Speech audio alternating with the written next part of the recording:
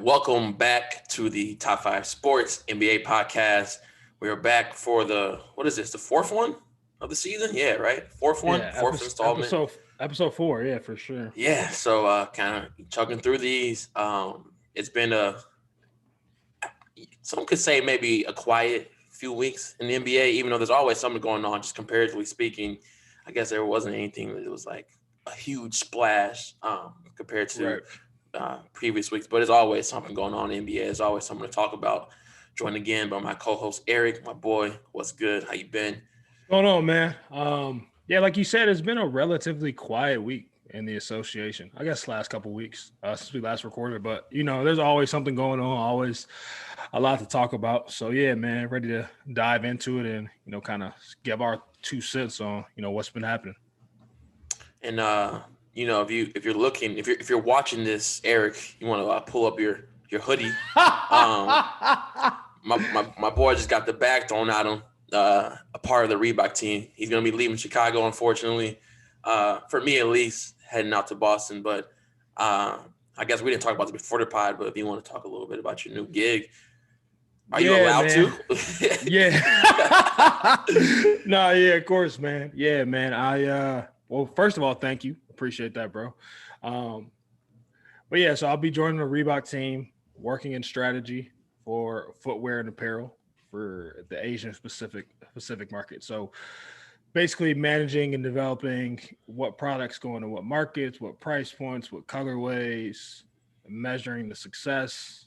How do we better market those so it can be in front of consumers? So crazy, man. It really started, just keep it brief, man. I got to give a big shout out to my guys, my girl. They kind of going through different things, life events. My girl's applying to med school. My guys was looking at places, and was applying at Disney. He's at Levi's now, all this other stuff. And so, long story short, man, I just realized I didn't really reevaluated what I really want to do in life. And so, ended up applying to Adidas, who has decided they're going to sell Reebok, but applied to Adidas and went through the process and applied to be on the team, and they ultimately gave me the opportunity to run the squad. So, yeah, heading out to Boston. We'll be back. My first time back there in like 10 years. I used to live out there and play basketball on the East Coast my senior year of high school. So, yeah, man, appreciate the big ups. I'm excited.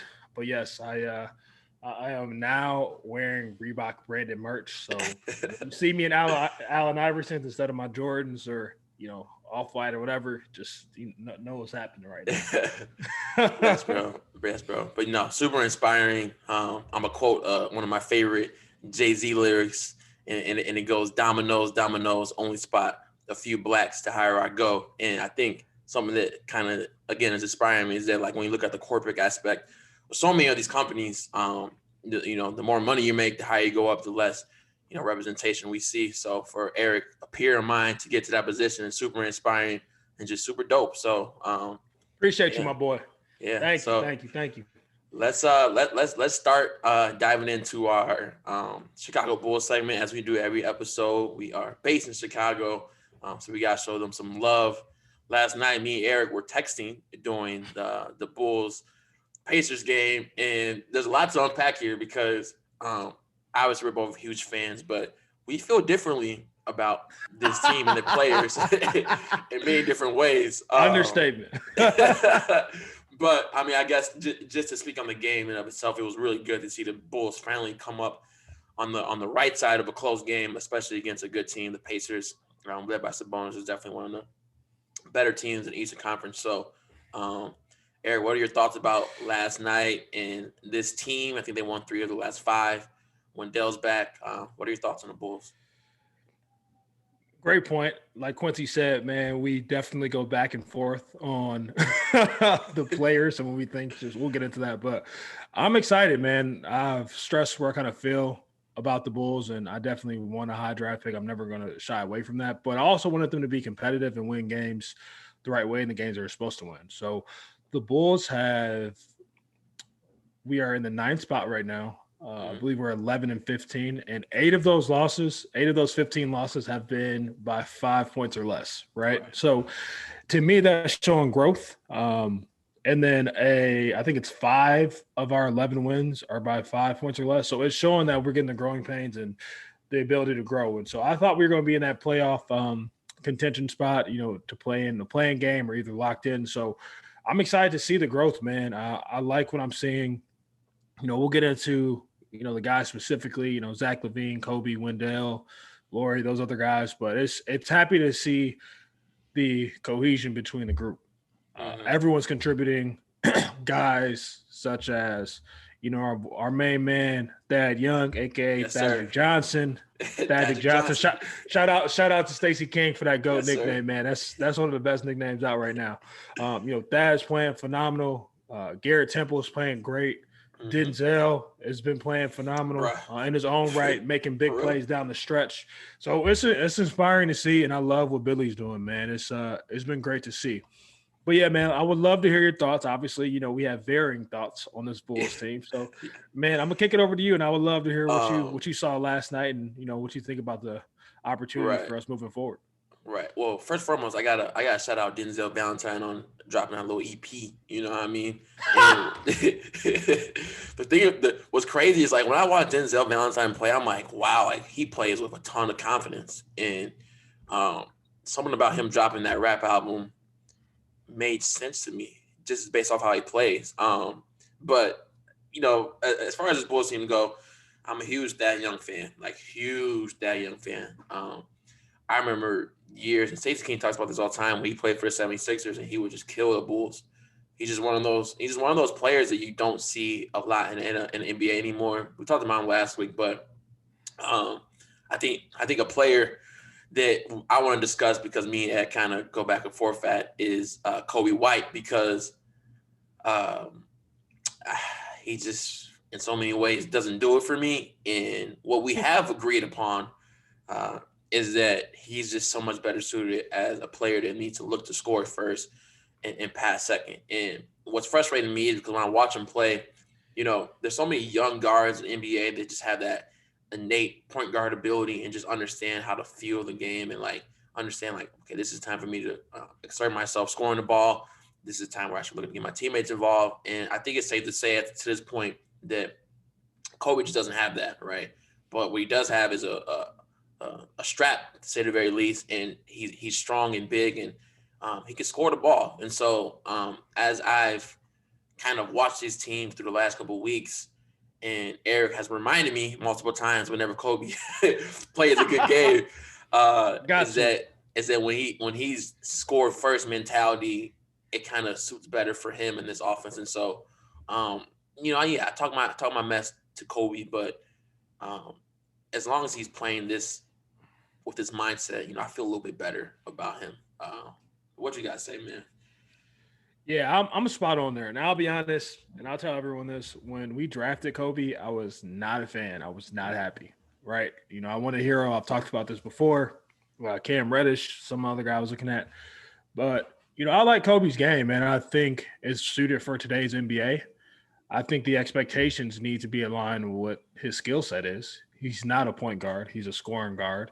He's someone that I can see in that Lou Williams, Monte Ellis type role where it just go in and gets buckets immediately, the Jamal Crawfords of the world. So not to say that he needs to be relegated to be a sixth man by any means, but he's definitely the type that has that ability to go out and play and, maximize his skill set and ability. So it's something that as I look at Kobe's game and what he's doing, I think there's a big opportunity. I don't know if he's going to flourish here in Chicago, but I do know ultimately, he has an opportunity to really do some special things. So it's just level setting yourself on what the expectations for him are. He's definitely not the point guard of the future, so to speak. But I will honestly say this, to be honest, outside of Patrick Williams and Zach Lavine, I'm not really tied to anybody on this team, to be frank. No disrespect, but they all can go if it comes down to it. Mm-hmm. Those are the only two people that I really have a vested interest in long term. So, I'm happy to see what Kobe's doing, but I will say this though, just to pivot really quick before I throw it back to you. The way you feel about Kobe is the way that I feel about Wendell Carter. And honestly, I try to avoid being negative in most cases, but I don't know. Wendell just does not do it for me. He never has. He's injury prone. One of the first times he got injured, he's going to be out like 4 months. I saw him downtown Chicago on the 4th of July trying to get to the club with some fat ass AJ12s on. So it was just ever since that moment, like 3 years ago, I'm just like, yeah, nah, I'm very good on Wendell Carter Jr., bro. 100%. So, I wish him well. Hopefully he picks it up. I mean, but for me, definitely not the center or a building block Yeah, for this Bulls organization moving forward. If you look at yeah, statistically speaking, right, Wendell looks like he's having a phenomenal year, but it's just random stuff that he does that just it kind of blows your mind. Gives handoffs, like guys get through, they tip the ball away. There are times where one of my buddies and I were talking about this. It was a 3-on-1 break. Ryan Archie Jack, no, Arch was down there. He made them pass the ball 3 times, which is unheard of on a 3-on-1 break. He's by himself against 3 offensive players. And Wendell came back on defense, hustled back, and instead of anticipating the next pass or talking, communicate, he ran into Arch, and then the Indiana ended up scoring last night. It's just like, yo, dog, what the fuck are you doing? Like, anyways, man, blessings to that young man. He's an NBA. I'm not, but it's just, as a fan, it's just not do it for me. yeah. I will say this. I see a kind of definite ceiling with Wendell, and it's not all-star level or even like in that conversation. I will say that just like Kobe, and we're going to talk about Billy Donovan as well, he's benefiting since his role offensively is kind of taking the back seat. And he has been injured, but a lot of what he was doing in the beginning of the season is like what that young is getting minutes to do now. And it's just clear that from a big man playmaker aspect, that just gets it. I mean, he's been in the NBA for a while now, and hopefully he's learning some things from that. But, rebounding, rim protection, scoring in like the dunker spot, catching lives. Wendell's good for that. I really don't see that much of a high ceiling for him either, if I'm being frank. But I do think a lot of that is like making sure he's in the right role, because offensively, I don't think he has those instincts to be the player that we kind of thought he would be. I remember they were talking about offseason him shooting threes, and I don't know if he was tweeting or he was talking about shooting threes. Why nobody talking about shooting threes? So you're gonna see a new Wendell this year, and like that kind of just fizzled out. He doesn't even shoot them anymore, which is good. Nah. So yeah, it's just between those two players, I think we both understand that there is a ceiling. I think Kobe has a little bit more of a value long term, and who knows, man? Like maybe Wendell gets it later on, but as of right now, yeah, I'm not too high on him either. But I have felt a little bit better given his decreased role in the Bulls offense. And but yeah, I think what I do want to talk about, we both want to talk about now, is our boy Zach Lavine and how he looks as far as getting into the All-Star game this year. And I tell you, I've listened to multiple podcasts, read multiple blogs, and it gets tough for him, to say the very least. And I have written down who I think are the locks, right? So who I think the locks are to make the All-Star game for the East. And so my 8 locks, right? They go KD, Giannis, Kyrie, Brad Beal, Joel Embiid, Jaylen Brown, Jason Tatum, and James Harden, right? So those are 8 players. There's only 12 players getting into the All-Star game this year, so that's all we got, right? After that, if I had to give guys nods, I would lean towards Chris Middleton and Bam, mainly because Chris Middleton's on a good team and he's one of the more underappreciated players in the league, but it's hard to deny him getting on the roster. And Bam has been one of the few healthy players on the Heat, and he's still crazy impactful, on both ends of the court. So if I'm giving you Middleton and Bam, at least 2 players left to make the All-Star team, and I got 5 players written down here that it could really just be a toss-up for. That's Ben Simmons, Zach Lavine, Trae Young, Julius Randle, who I think you're going to talk about later, and then Sabonis for the Pacers. So Eric, I guess you don't have to go off of my list per se, but how do you feel about Zach's chances? Do you think he deserves to get in? What are your thoughts? Yeah, man. I think Zach is an all-star, 100%. The Bulls are a half a game back from the 8th seed. They've been derailed by injuries this entire season. Mm-hmm. It's been up and down for a lot of players. And Zach is playing winning basketball at a high level. Right now, Zach is averaging, I think it's like 28, 5, and 5 on almost 50, 40, 90 Mm-hmm. with a high player efficiency rating. That is unheard of, especially for somebody who's a guard to be doing that. Mm-hmm.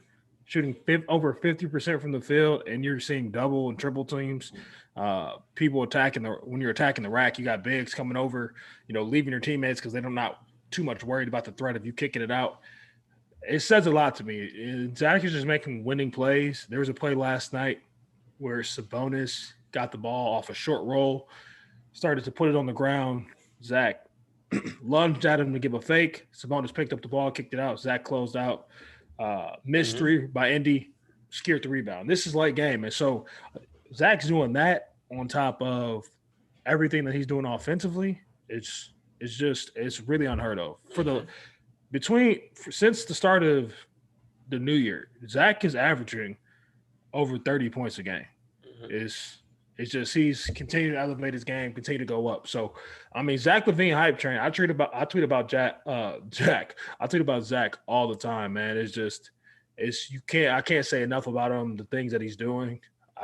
It's something to be said. Even though the Bulls are 11 and 15, there's something to be said about everything that he's doing right now. And I just don't see how you can deny him his right to be in the All-Star game. Yeah.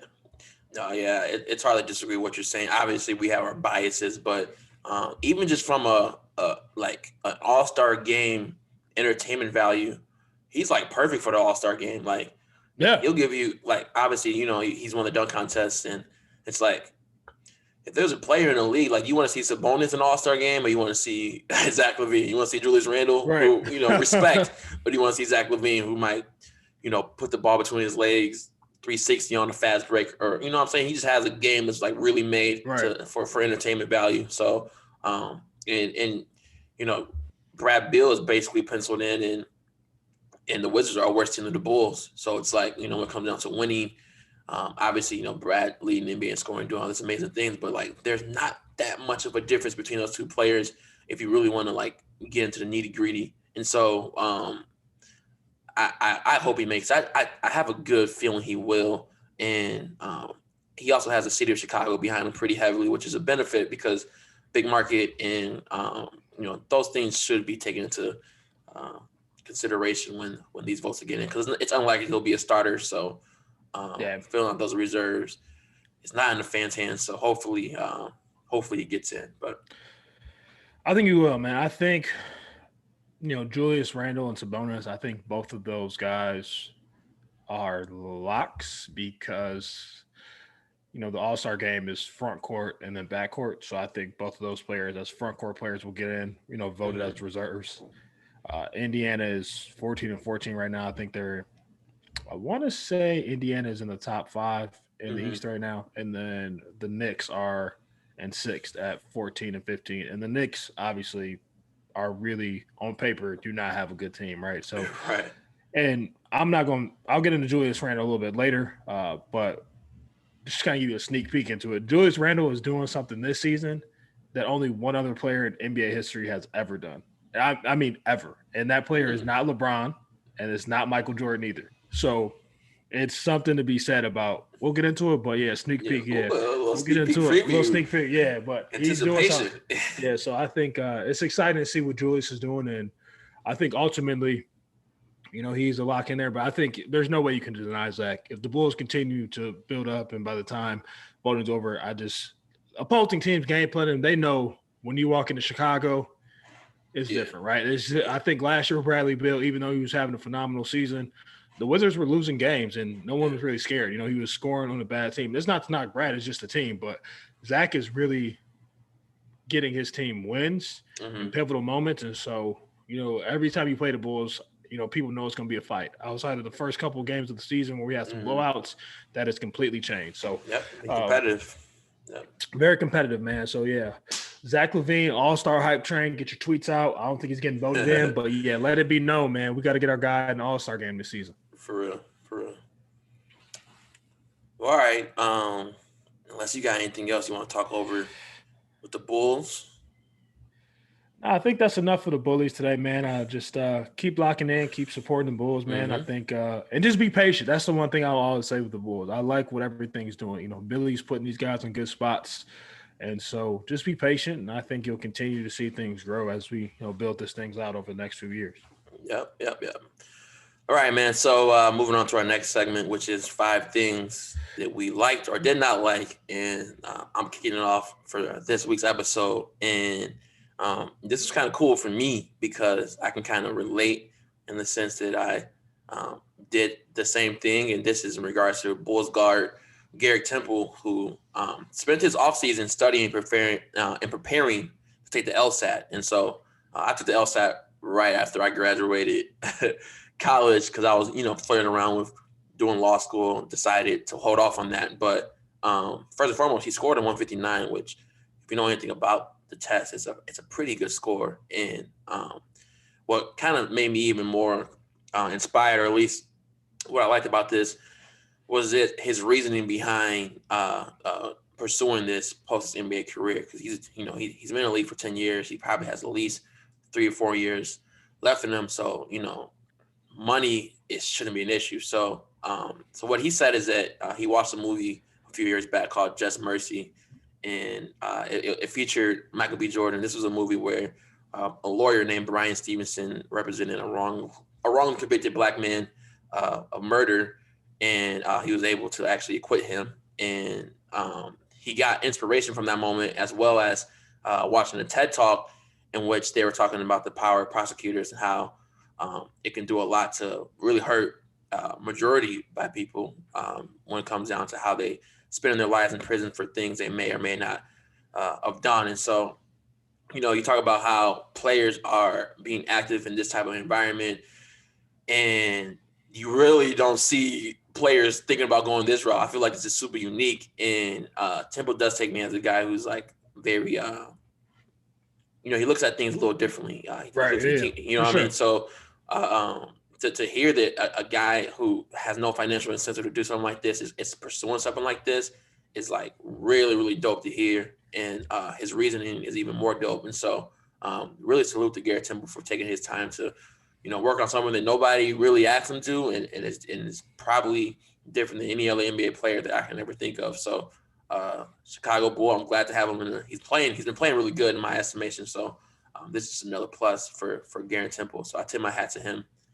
Something that I like for this episode. Yeah.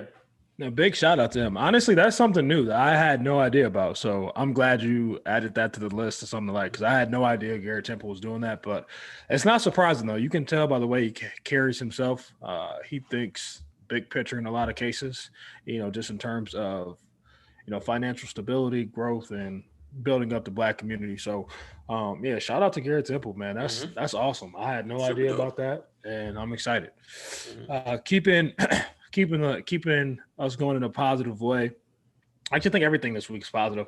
But what I like for number 2 for us is Draymond Green calling out the NBA last night after the Golden State Warriors played the Cleveland Cavaliers, called out the NBA for the way that the NBA, fans, media treats organizations making decisions for themselves when it comes to trades versus a player driving a decision that they think is best for himself, his career, and his family. And so Draymond just sounded off. And, man, that dude was on the stand. When that man was preaching, I thought it was Sunday. 1:30 in the pew, and the pastor saying, "You won't have to like me," because Draymond was going off. And basically, just to give you some insight on what happened and why I loved it, is I'm all about player empowerment, big on that. And Draymond basically called out the way that the Cavaliers were handling Andre Drummond and potentially shopping him around for a trade. So earlier this week, I believe it was Monday or maybe early Tuesday, it was said that the Raptors and the Cavs were having discussions about a potential Andre Drummond trade. And so last night, Andre Drummond went through his pregame warm-up.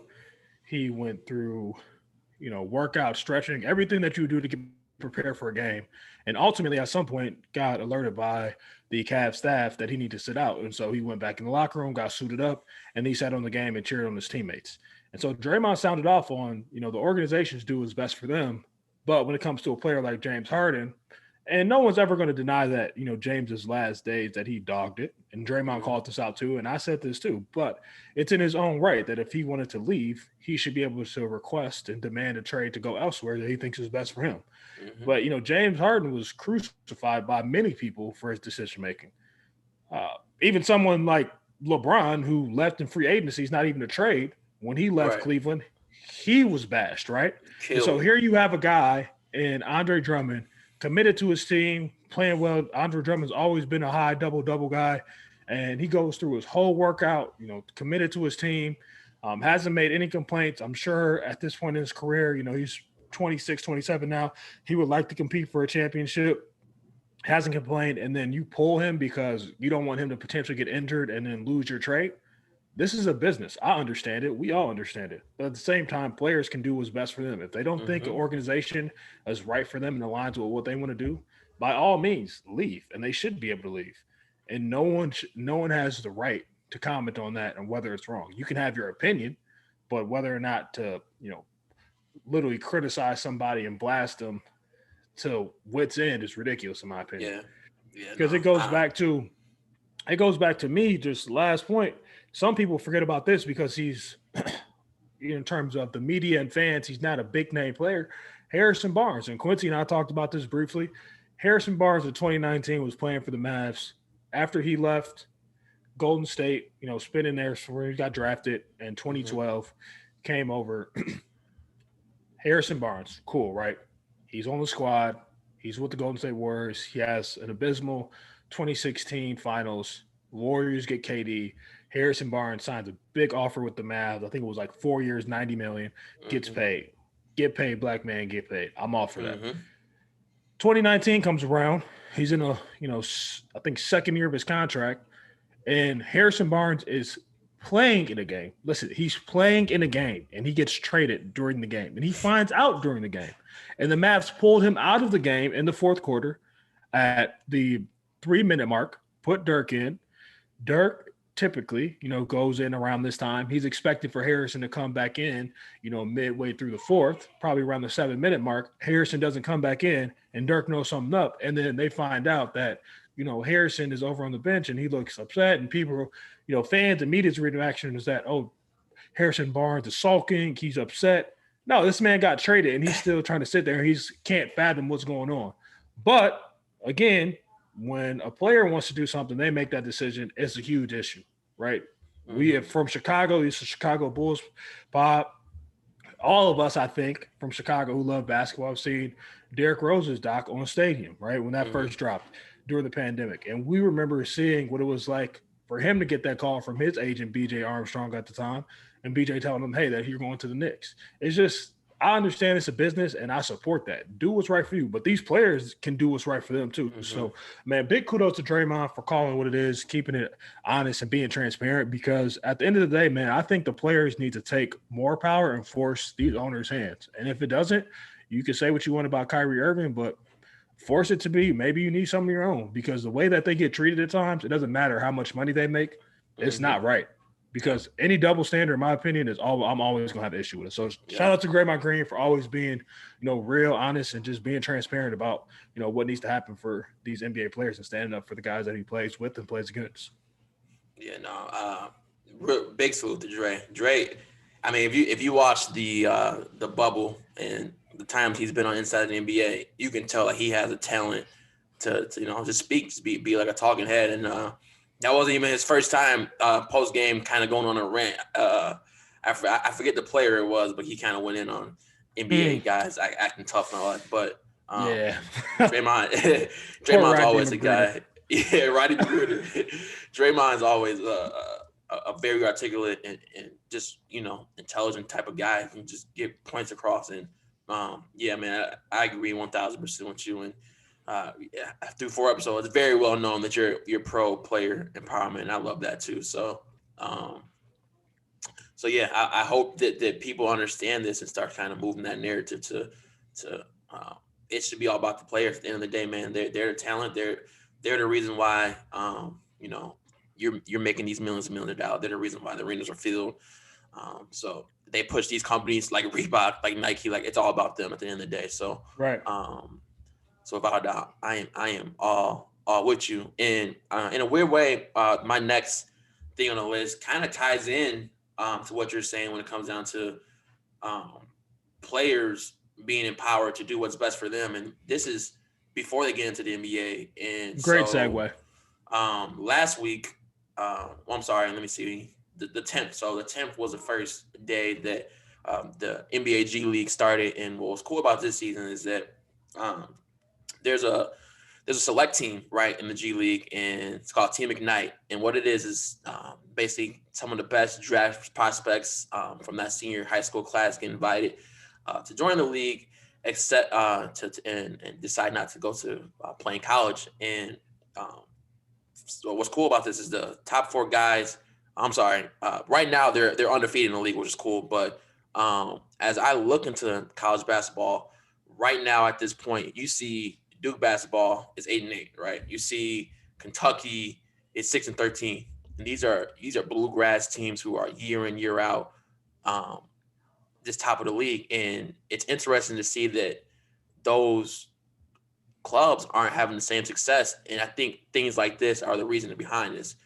We kind of lauded LaMelo Ball for how good he's playing. You text me his box score since he started to start is amazing, and he didn't take the NCAA, the typical NCAA route. He's been all over the place, and he's having success in the NBA.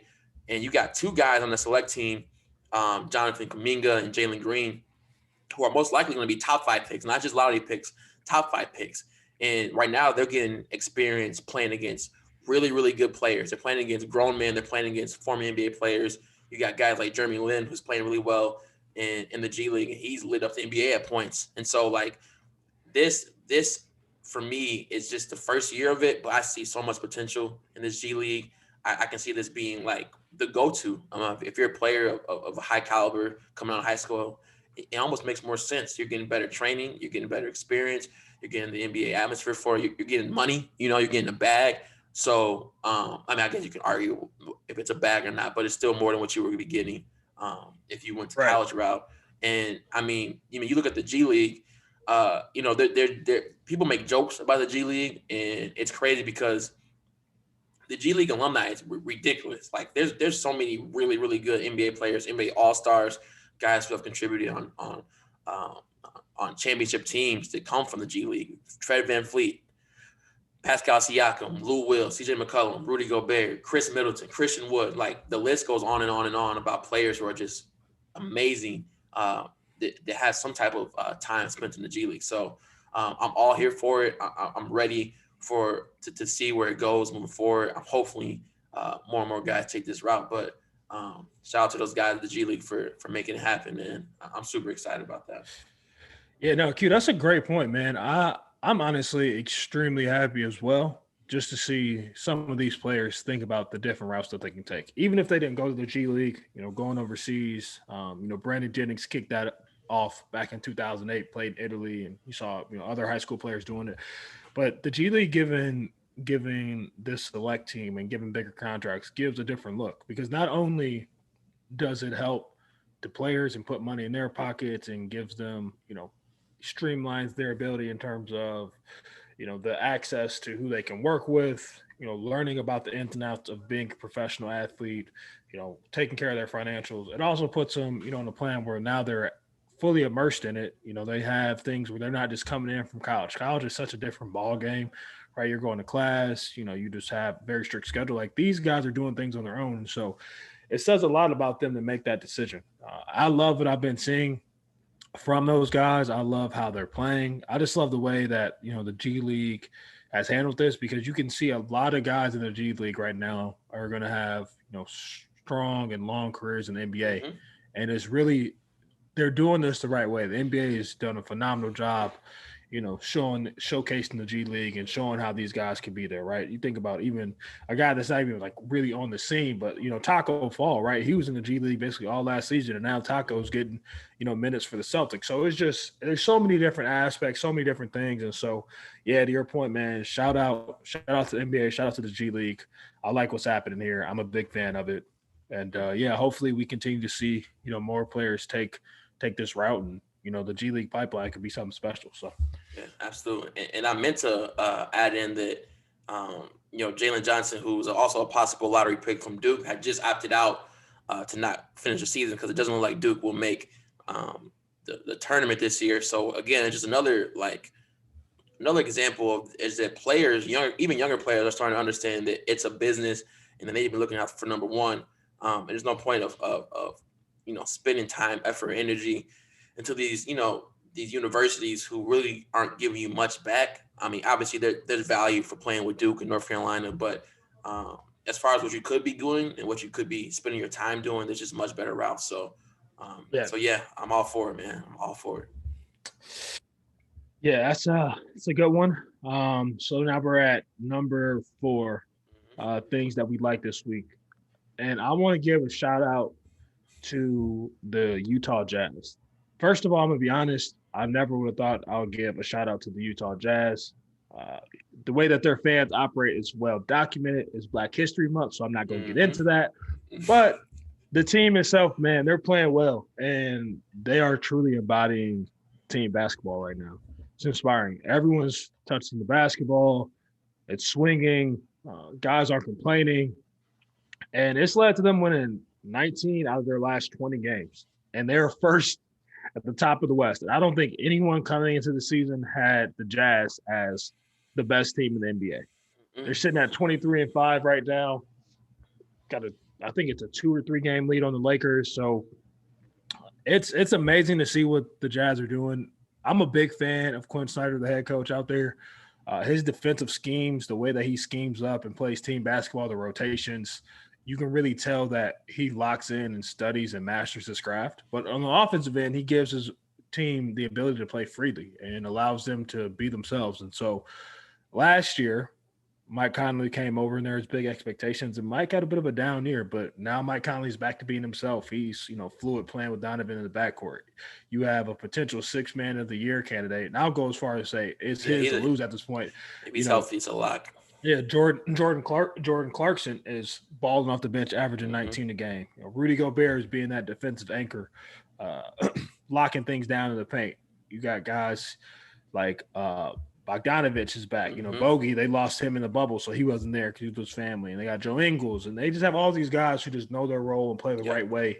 And it's really nice to see that type of basketball because I've always been the type that it's nice to see guys playing for something bigger than themselves, right? Like screw the organizations, all that. When you get 12, 15 guys just locking in on the court and saying, yo, this is our goal, this is how we're going to get there together. And you may have to take a sacrifice. I may have to take a sacrifice, but we got one common goal in mind, and that's what we're trying to get at. And so that's huge. And because a lot of people, I don't think anyone forgets this, but I think they can forget the turmoil that was in the Utah Jazz's locker room after the coronavirus really popped off last year. And it was said that, Rudy Gobert had contracted it. He was touching, microphones. He was touching lockers. He was touching his teammates' faces, joking around, basically making a mockery of COVID-19. And then, basically that kicked off the world shutting down. Once the NBA canceled games, pretty much was a domino effect, and everything in the U.S. just basically shut down. And so a lot of people wondered if they were going to be able to reconcile this relationship because Donovan Mitchell also contracted it, being around Rudy Gobert, and Donovan was pissed. And a lot of people were like, well, was one of them going to have to get traded? What's going to happen? And I was one of those people like, yeah, I mean, if it's me, I'm shipping Rudy ass on the first bus to the main Red Hawks or Red Claws, whatever they're called in Maine. That man's going straight to the G League. Shit, he may even go play in Lithuania. I don't know. He's not going to be in the NBA. So to see them come together and put that aside and like, hey, you know what? Mistakes are made, but we got this going hand and locking in. So shout out to the Utah Jazz. Inspiring to see that level of team basketball being played on the biggest stage. Yeah. There's so much to like about that team. I mean, like if you really love basketball, teams like the Jazz are teams you should just like because although I believe Donovan Mitchell is like I could argue a top 15, top 20 player. They don't have like a superstar, if you know what I mean, like a mega star guy. For that matter, they don't have two of them like some of the better teams in the NBA do. So seeing how that team operates, you talk about Jordan Clarkson, just had a 40 ball on 29 minutes the other night. Gobert is undoubtedly the best defensive player, not just big defensive player in the NBA. Quinn Snyder's getting those guys to just play differently. Like Donovan Mitchell's usage rate is down, for example, but offensive rating, defensive ratings up. They just play a brand of basketball, and they have guys, especially Joe. I'm a huge Joe Ingles fan because I kind of came to the league late, spent a lot of times overseas, but he's the type of guy that's really, really innate when it comes to playmaking, putting the ball on the floor. And that's what you see a lot throughout their guys. They have guys who can really knock down shots. I think they're the best three-point shooting team in the NBA. They have guys who can really knock down shots, but they're not just one-dimensional. They can also create. And there's possessions I'm sure we've both seen on Twitter where it's like the ball movement, it kind of reminds me of some of those Spurs teams back in the day, but it's a little bit more tweaked because, they're shooting more threes. And so, again, like if you claim you're a fan of basketball in its purest sense, you have to really enjoy what the Utah Jazz are doing, especially again, like, Mike Conley was a big thing too. Seeing him finally move over into like the Mike Conley we expected, it's all just great. And yeah, man, they just got a lot of contributors, dude. They have 12 guys averaging at least 6 points. At least 12 points right now. 6 guys, averaging at least 12 points. Like that's crazy, bro. If you think about it, like it sounds like, oh well, people no, like in the NBA, like that's actually unheard of that you can count on. Like I know I have 6 guys that are gonna give me at least 12 points a night. Right. That's insane, man. I don't know. I can't say enough about them. It's great to see what they're doing. Yeah. Yeah. And so to end off our like dislike, and this is something that's interesting for me, right? So there, I spend a lot of my time like on YouTube, reading blogs, checking out, listening to podcasts on like publications and people that I like and I find. And I've always kind of known of thinking basketball through YouTube, but I kind of like maybe watched like 15 videos over the last like week or two. Ben Taylor is the guy that leads that, and so. Along this journey of like looking at some of his stuff, I checked out his podcast. And what I like about thinking basketball and Ben Taylor is that it's a perfect balance in my estimation of like the eye test, what we see, and using like your advanced analytics, your advanced stats, because I think that's always like kind of like the contention point between in sports in general, right? Like how much does what we see on the court mean to how much we're getting out of box scores and plus minuses. And that's why I love thinking basketball because they really do have that balance. And so I just happened to listen to his most recent podcast, and it caught my attention because it was called like something around the LeBron. And when I saw LeBron, I'm just, okay, they're going to talk about LeBron, but in actuality, it was B-Ball Index's like new metric called LeBron. The acronym is kind of too deep to get into, and I'm trying my best to describe it and just kind of explain why I like it and why I think I'm gonna try my best to kind of implement this in writing and doing the podcast. And so I'm gonna read the simple explanation off of B-Ball Index's website, and then from there I'm gonna try to like even dumb it down further because this, without a doubt, this isn't like something that I will call myself an expert in. I do look into a lot of stats, but some of the stuff that they were talking about on this podcast, I was like, whoa, like this is beyond me. So I'm going to read what they say on the website. So put simply, LeBron, the metric evaluates a player's contributions using the box score. In parentheses, they got weighted using box PIPMs, weighting stabilized using offensive archetypes and advanced on-off calculations, using luck-adjusted RAPM methodology for holistic evaluation of player impact per 100 possessions. So even just reading that, that's a mouthful. It's a mouthful.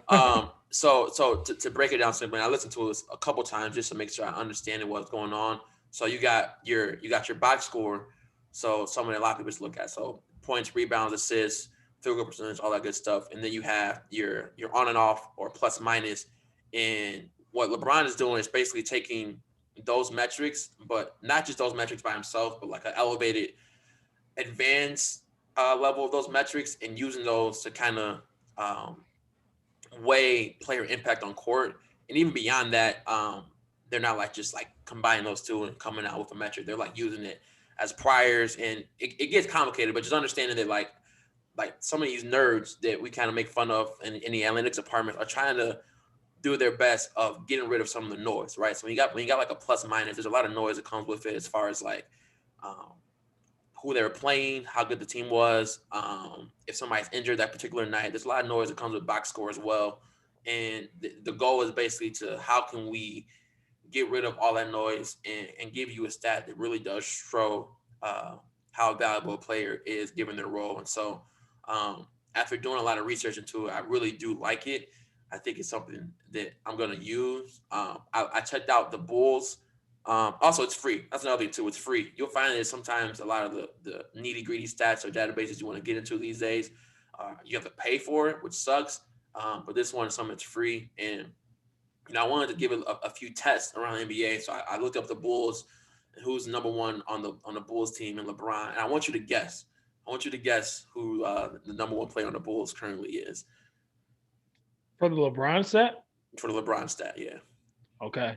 Caveat, I am not as versed as Quincy is, even though he's still figuring out. But if I had to take a guess right now on how we are performing, I'm gonna go with Magic Johnson, bro. I'm gonna go with that. You're right. Exactly. Yeah. You're right. And so like it's not always just a talent evaluator, right? So it also, what's cool about it too, it takes in like player archetypes, for example. It takes out role within a current offense. So it's not always just gonna be like the most talented players with the highest LeBron stats. It just has a bunch of stuff that's added in. And so I think it's something again that I'm a speak to and use. And if you watch the Bulls, it's kind of clear who's been their most valuable player. Even though Zach is amazing, he scores the ball so well. I watched that young last night. He's doing the majority of guarding Sabonis, who's the Pacers' best player, as well as his impact offensively has been amazing. Right. So something I like, and as I continue this journey of becoming a better analyst of the NBA and basketball, is going to be something I use. So No, that's man. I'm glad you brought that. I mean, obviously we talked about it a little bit, but I'm glad you brought this up and made this light because for me that says a lot. I haven't had a chance to really dive into the data, and you know me, I'm a big data guy in my professional life, so I'm excited to look at it.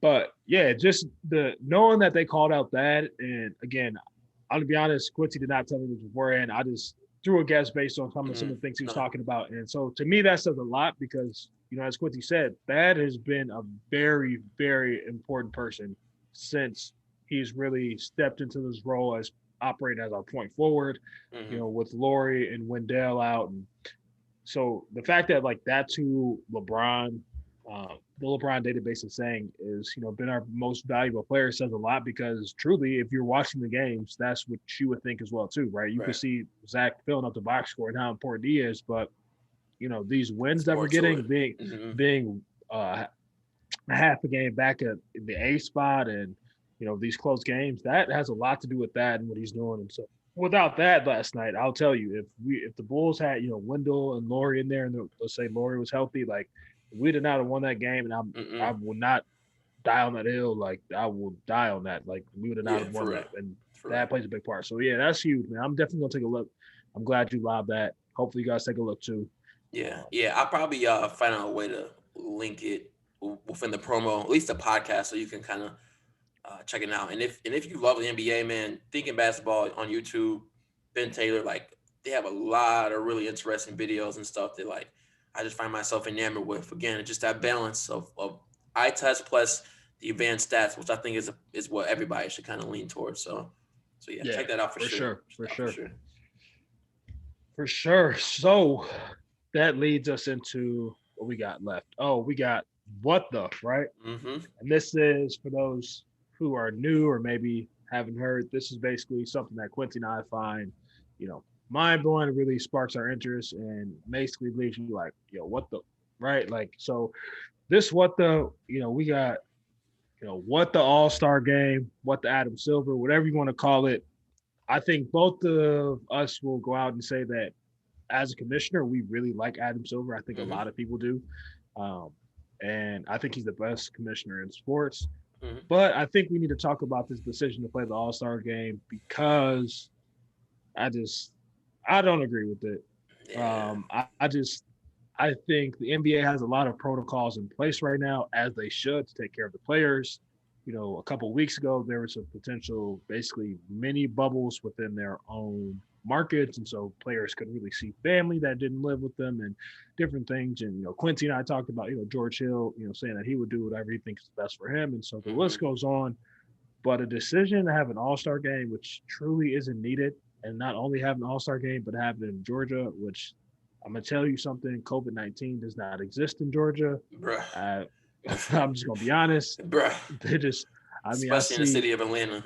Yeah, and what you're gonna have in that, right? So it just doesn't, between the different Atlanta celebrities and artists and friends, family I got in Atlanta. Let me just tell you, that shit does not exist, bro. So the fact that they're going down there is, it's a little mind-boggling to me. It doesn't make sense, and it just shows that this is truly a money-driven decision. Yeah, for real. It just doesn't sit well with me. So I'll let Quincy get into, with LeBron, kind of his comments on that. But yeah, it was just, like I said, it was the first time I'm like, yo, what the fuck? Why are they doing this? Doesn't make sense to me. But yeah, Quincy, I'll let kick it off, talk about LeBron's comments, and give your thoughts on it. So LeBron James, quote, "I have zero energy and zero excitement about an All-Star game this season. I will be there physically, but not mentally." I think that it of itself kind of just sums up how LeBron feels and how most people should feel. You're right. A rare decision from Adam Silver that I question if it's even like, I almost question like how much pressure was coming outside of Adam Silver's mind to make this happen, because it just doesn't really feel like something he would do. There's a lot of stakeholders, I think, into that weekend, and just from like, just being in the forefront of like working in Chicago during last year's All-Star game, like that, the money that brings to a city just for those few days, when it comes to like to a retail setting, to like hotels and restaurants and nightlife, it's ridiculous, which is even makes it more complicated, because it's like you would think so many of those things wouldn't be allowed in the middle of a pandemic. So right. Apparently, like, yeah, there's powers that need that bag, and at the end of the day, it's just another example of why, as progressive and as ahead of the curve the NBA is, and we love Adam Silver, that it's a business, and so that money at the end of the day is always going to take priority over everything else. So yeah, that's really all I got on it. I shouldn't be happening, but I'll watch. Yeah, that's for sure. Yeah, caveat, because obviously I'm still gonna tune in, right? Still want to watch it.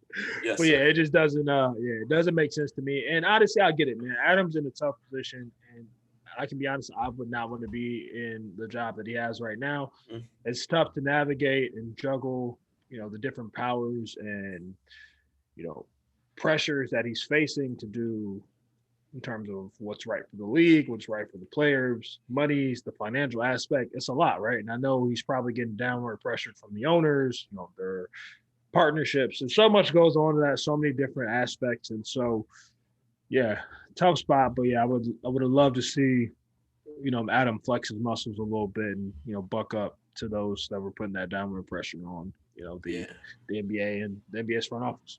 Yeah, without a doubt. All right, so moving on to our last segment, and that is our hot takes prediction segment.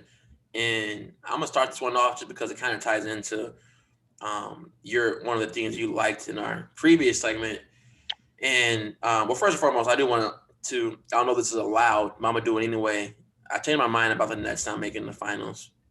They're making it.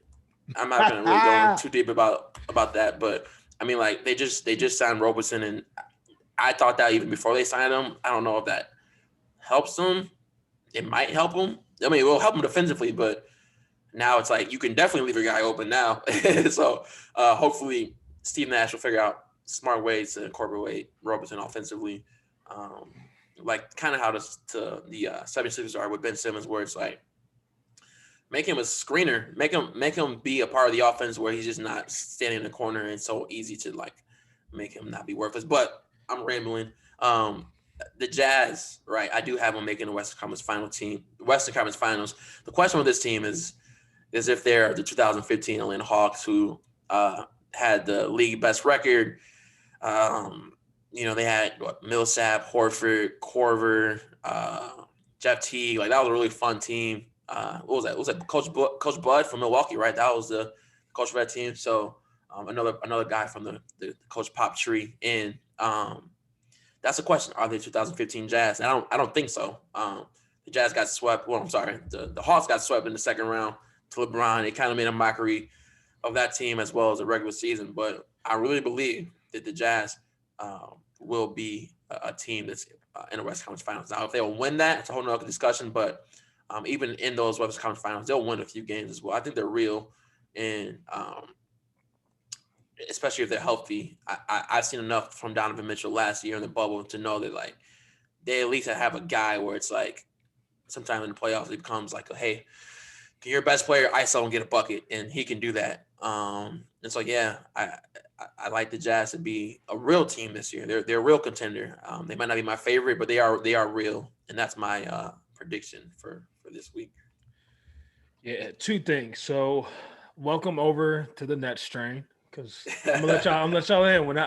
So KD is one of my sons, man. He's my oldest. Even though KD is 3 years older than me, that is my son. So when I told Quincy that, I was like, yeah, we're gonna make the finals before we got James Harden. He was like, yeah, nah, I don't see it. I'm like, all right, bro. Well, so welcome, man. We welcome all, man. And then second, man, actually has a good point too on the Jazz. I think the way that things are shaped up right now, if they don't have to see the Lakers or the Clippers until the Western Conference Finals, I think it's a great chance, man. Even if they do, with Anthony Davis's health, whatever happens with him, I think the West could be open for the first time in 5-6 years, right? So it's interesting, really, to see what's going to happen with them. Yeah, I like that pick, man. I like that. Lock that in. I like that. Stamp that.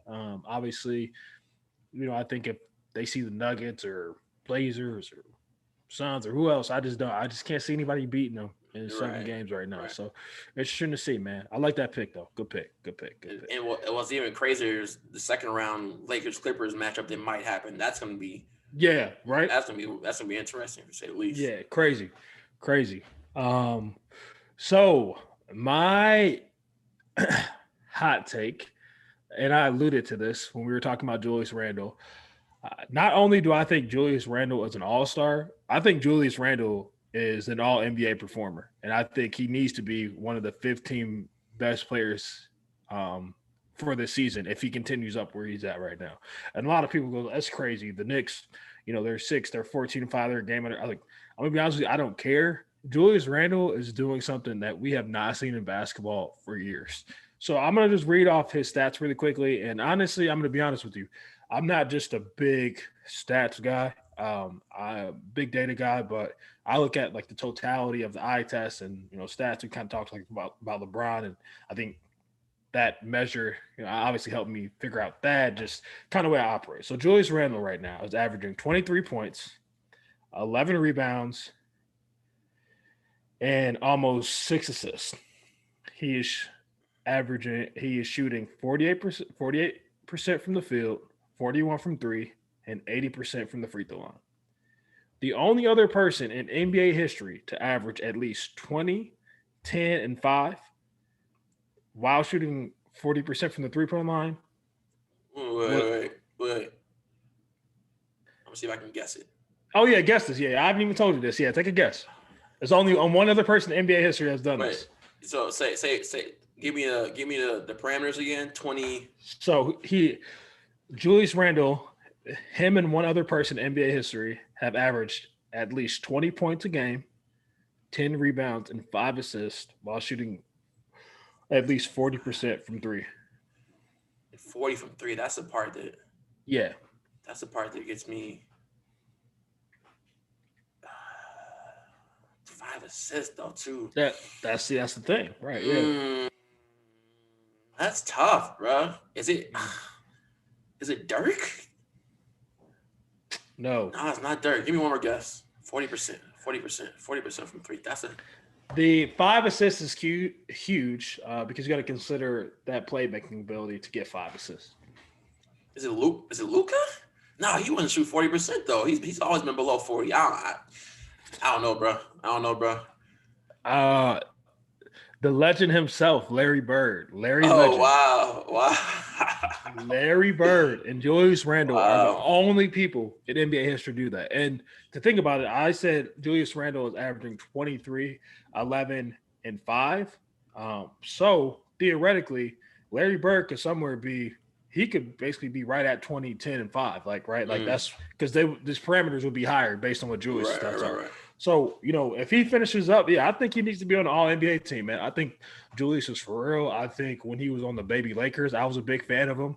I just Mm-hmm. think he didn't get a fair shake. He had a couple injuries, but we kind of saw this a little bit when Anthony Davis went out in New Orleans and Julius got the spin with Alvin Gentry, right? He was hooping, Yeah, dog. yeah. So, man, I'm excited, man, to see the way that he's playing. I'm glad that he's getting his chance. I will say this again. If you listen into some of our other podcasts, I did trade him in fantasy. Oh, Stupid decision. Yeah. oh, Not only that's did I pain. trade him, not only did I trade him, I traded him, OG Ananobi, and the third pick, which ended up being James Wiseman in the Dynasty Oh League man. for Paul George. Oh And we man. also have contracts, and Paul George has signed a huge contract. So, Oh man. anyways, if you want me to GM your team, maybe that's not right for me at this point in my life. Right. So, but yeah, man, I think Julius Randle, again, book it in, lock it in. I say Julius Randle, if he keeps this up, he deserves to be on one of the all NBA teams. And I'll go as far as I would put him on one of the second all NBA team at that because he's hooping that well. So Especially if they're giving him that what's that forward? I guess it's only guards and forwards now, right? I think they still might do centers for all NBA if I'm not Okay. mistaken. But yeah, man. I mean, for me, I just don't. The he's facing double teams every night and to have that production. I mean, come on, like for me, you could talk about like yeah, what Giannis is doing and all that, but Giannis also has Chris Middleton. Who Yeah. else does Julius Randle have? Right? I Oh, think it's that's just true. it's a real testament to what they're doing out there, what the Knicks are doing. You got Quickly playing well, who's a rookie. Just got Derrick Rose, and so, but he still doesn't have anyone else that's really Yeah. scoring at the level he's scoring. And so, Yeah. I will go as far as Giannis is my middle son, and I will completely acknowledge like at the end of the game, the ball needs to be in Drew Holiday's hand or Chris Middleton. So Right. Julius Randle is getting the ball at the end of the game for the Knicks. Yeah. He just hit a big shot versus the Hawks last night to Yeah. end the game. So it's just lock it That's in. I yeah. Top 15 player in It's the league right now. yeah. No. It's really the skill set for me that's been the most impressive. The almost like guard like the Yeah, touch, the mid range, the 3-point accuracy, the playmaking. That's stuff that like the rebounding and like the interior scoring has always been a thing for him. But as he's kind of touched up on those things, it's like, yeah, man, you the real deal. And like all NBA, I mean, if you're thinking about bigs, just in the East, he's the third best big in the East through this portion of the NBA season. yeah, It's Giannis and B. After that, I don't think you can that's put it.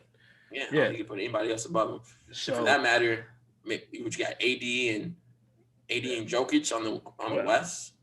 So I think if the Knicks make the playoffs, man, if they stay in that 5-6-4 hunt that they're in right now, and he's continuing to produce, I think it's hard to say how can he because no one imagined after 29 games that the Knicks would be sixth in the East, right? yeah, Like if anyone said that, they'd be only people that can tell you that honestly is I'm gonna tell you right now, they rocking Timbs, they got a big ass Scully on.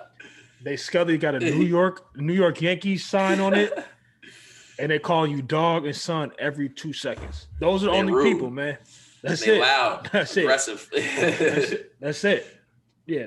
If you're not from New York, you do not think the Knicks are doing that. And to be honest, they don't even count because they think the Knicks are going to do that every year. So Bruh, delusional. just irrational confidence. Yeah, for sure. All right, man. All right. That's all we got for this week's episode. It's been real. Eric, I'm going to be in Mexico soon. So, probably be a little bit before you'll hear from me. But we'll enjoy, my boy. Enjoy. Without a doubt. Appreciate everybody for checking us out for another episode. And yeah, I'll see y'all in a few weeks.